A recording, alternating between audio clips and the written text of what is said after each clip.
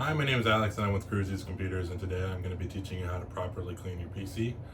Obviously, there's an easy way and there's a hard way. You can just take your air blower and just blow it out, right?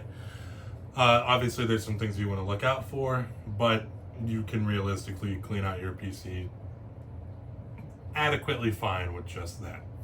Today I'm going to be taking the hard route, as this is my old computer, and I'm going to show you how I go about it. We're going to be disassembling all the major components. We're going to be wiping down what needs to be wiped down. And I think a lot of the videos that we see online kind of miss the fact that a lot of the dust that we accumulate isn't going to come off as easily with just a can of air. I highly recommend having a brush. Some other things that I got with me is obviously my iFixit screwdriver set.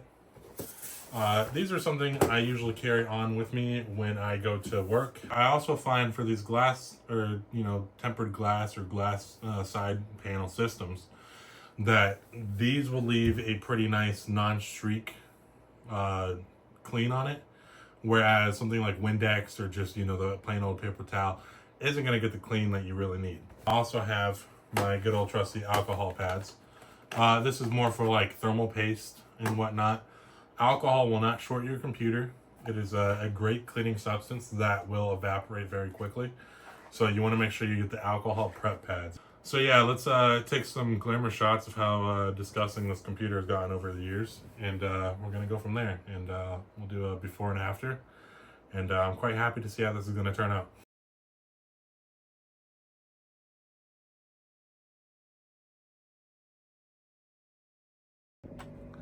So now that we got everything taken off, we can see clearly that we have some dust buildup here. Obviously some dust buildup on the radiator.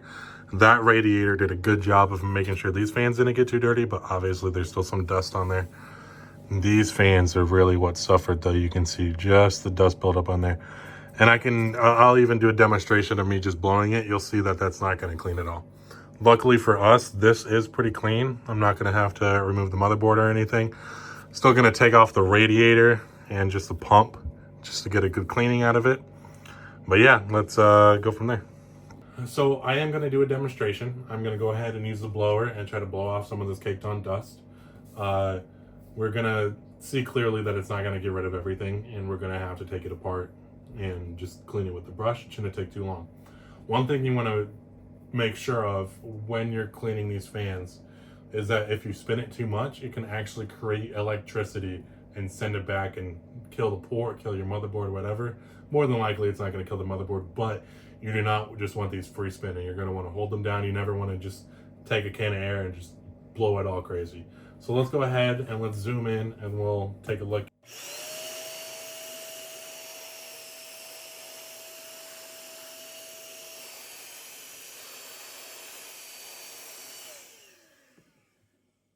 So as we can see, that pretty much did nothing.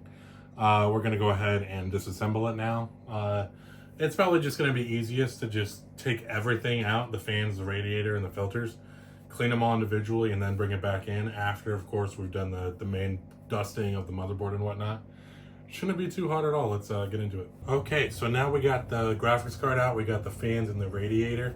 I'm going to go ahead and start with this radiator. Now, you don't need an ESD mat to work on necessarily.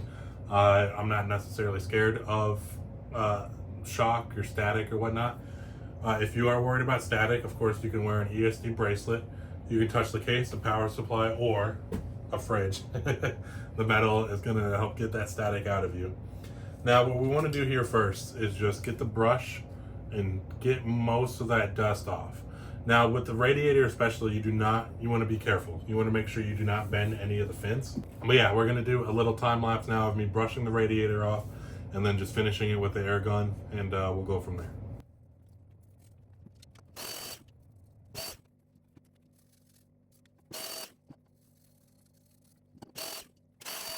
Now, you may have noticed that I started off on the side with the least amount of dust, and then I blew that towards the side with the heavier dust.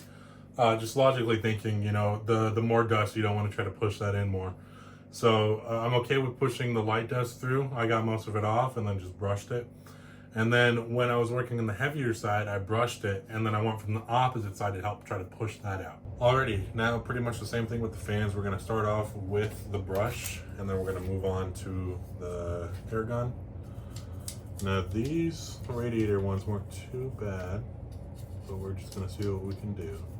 1 hour later. Now look at that. That looks like a really nice fan. For me, this inner part right here, kind of this wall, was really dirty. It really got caked on. So I'm probably just going to use one more wipe on this fan and just clean it up a little bit more. There's still some dust. But yeah, this is a good, clean looking fan. Filthy gunk off my fingers. It is. Those fans were dirty. This was a very much needed clean.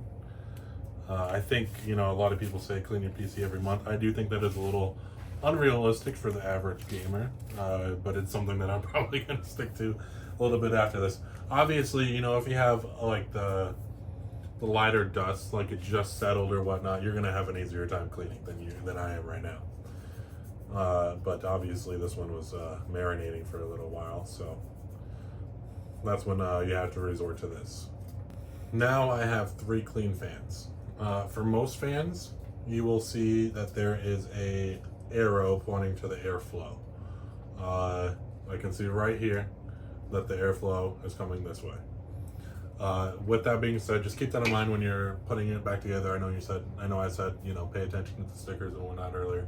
But yeah, that's just one extra thing to just be careful of. You really want to stick to what it was, or if you're configuring it, you better just know what you're doing. Now these are, I'm very happy with this. We got 3 clean fans. Now we're just gonna go ahead and probably start with the filters. There's one on the top, one on the bottom. And then we're probably just gonna use the brush to kind of get some of the grills where they were at. And then just, once we get all that caked up dust on, that's when the perfect time to use the portable air. So let's get to it.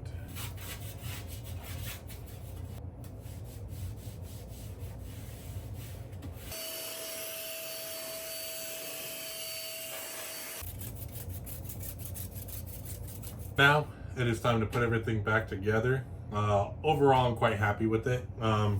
It's not perfect. I did neglect it for a little while. You know, there are multiple factors when it comes to dust. One, just is it on the floor? If you have pets, it's going to get pretty dusty pretty quick. 2, longevity. I'd imagine, you know, if you keep up with it, you should be all right with maybe just using the duster. I feel like maybe if it was once a month kind of thing, the duster should have no problem picking up most of the light dust. 2, when you let it sit and linger and kind of get bad, it's going to make life a little bit harder for you. Any experienced PC builder, this should take no longer than an hour. But if you're new to it, you definitely want to take your time. Do things right. There's no need to rush when, you know, you're already far behind.